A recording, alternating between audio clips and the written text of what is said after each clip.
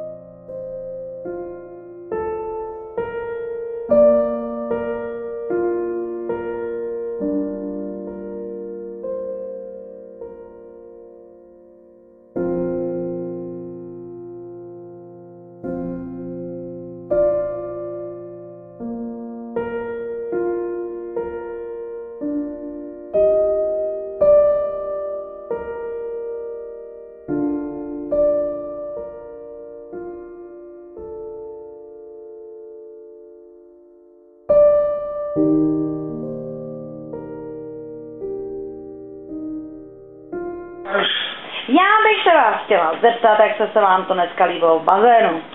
Romane. Moc dobře. Co se ti nejvíc líbilo? Líbilo se mi tam ten tobogán, to byl úžasný. A Maruško, ty? Ne, všechno se...